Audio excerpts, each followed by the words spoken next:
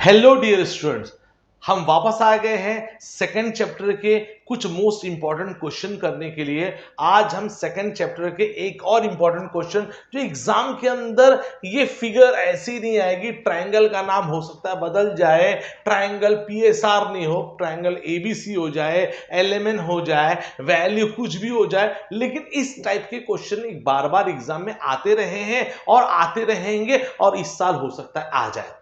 देखिए क्वेश्चन क्या है, इन फिगर फाइंड आरपी। बेटा आरपी क्या है? ये आरपी है, ठीक है ना। एनपीएस, ये पीएस दिया हुआ है, ठीक है ना। ये पीएस फाइंड आउट करने का using the information given in triangle PSR. Triangle PSR की इंफॉर्मेशन जो दी गई है, सर क्या इंफॉर्मेशन दी गई है? तो लिखने का इन ट्रायंगल पीएसआर क्या इंफॉर्मेशन दी गई? सर सबसे पहली इंफॉर्मेशन दी गई है angle P is equal to 30 degree दी गई। Okay, angle S is equal to 90 degree दी गई है। ओके सर, तो एंगल R क्या है? तो मैं बोलूंगा therefore angle R is equal to 6। क्यों आया? अरे भाई कॉमन सेंस है, sum of the angles of a triangle is 180 degree. अगर 180 में से अगर आप 90 और 30 को माइनस कर देंगे तो आपका आंसर कितना आ जाएगा बेटा? 60। तो एंगल R कितना हो गया बेटा? 60 डिग्री हो गया। तो कुछ समझ में आ रहा है आपको? किसी ट्रायंगल में एंगल 30, 60, 90 के हो गए तो हम कौन सा थ्योरम यूज करें? You guess right, in triangle PSR, in triangle PSR using 30, 60, 90 theorem. Sir 30, 60, 90 theorem क्या होता है? 30, 60, 90 थ्योरम बोलता है कि अगर किसी ट्रायंगल के अंदर एंगल 30 के, 60 के और 90 के होंगे तो side opposite to angle 30 degree, मैं लिखता हूं यहां पे side opposite to angle 30 degree is half of its hypotenuse।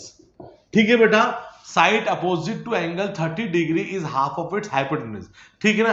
Angle 30 degree यहां पे दिया हुआ है, उसका अपोजिट साइड मालूम है। सर क्यों मालूम कर रहे हो? वो तो मालूम है, चलो फिर भी मालूम करते हैं। अगर एंगल 30 डिग्री का अपोजिट साइड मुझे मालूम करना होता तो क्या है बेटा? वो है क्या है बेटा? वो एस आर है। सर एस आर नहीं मालूम करना, नहीं मालूम करेंगे हम लोग। S R is side opposite to angle 30, side opposite to angle 30 it's half. किसका हाफ हो गया?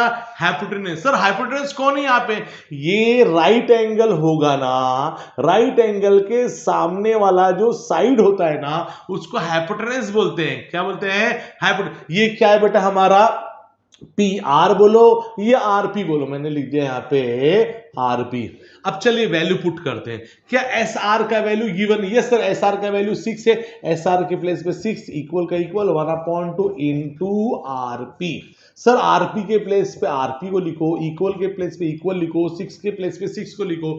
2 यहां पर डिवाइड हो रहा है, अपॉन में, यहां पर इक्वल की दूसरी साइड पे होगा तो मल्टीप्लाई हो जाएगा। Therefore RP is equal 6 2 12। Sir centimetre लिखूं क्या? अरे बेटा सेंटीमीटर क्यों लिख रहा है? यहां पे कुछ भी नहीं लिखा है, तो क्या लिखेगा? Therefore RP is equal to 12 units लिखेगा बेटा। कुछ भी नहीं दिखा है तो क्या लिखेगा? यूनिट्स लिखेगा। और क्या मालूम करने का है? हमें आरपी मालूम पड़ गया, सर पीएस भी मालूम कर। ये देखो आरपी कितना, आरपी हो गया है 12 आ गया। ठीक है ना।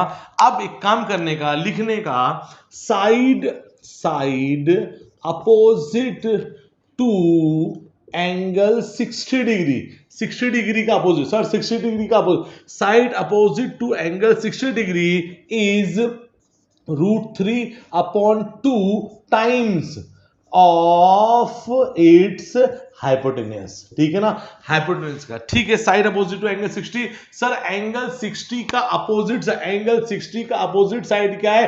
पीएस या एसपी है। क्या है? पीएस बोलो या एसपी बोलो, एक ही बात है। मैंने लिखा PS. PS is equal to side opposite to angle 60, angle 60 का अपोजिट साइड क्या है, √3/2 times, √3/2 times of its hypotenuse. Hypotenuse कौन है सर, 90 के सामने वाला जो होता है वो हाइपोटेन्यूज होता है, उसका नाम क्या है, उसका नाम है आरपी, उसका नाम क्या है, आरपी। ठीक है ना। PS के प्लेस पे मैंने लिखा PS इक्वल का इक्वल √3/2 के place √3/2 into RP. Sir RP find out कितना 12 आया था, ये 12 आया, 2 1 2 2 6 12, therefore PS is equal to 6 को √3 से मल्टीप्लाई करूंगा आएगा 6√3 यूनिट्स। ठीक है, ऐसे ही वीडियो को जानने के लिए, समझने के लिए हमारा चैनल को सब्सक्राइब कीजिए, लाइक कीजिए और अपने फ्रेंड्स में शेयर कीजिए। Thank you students.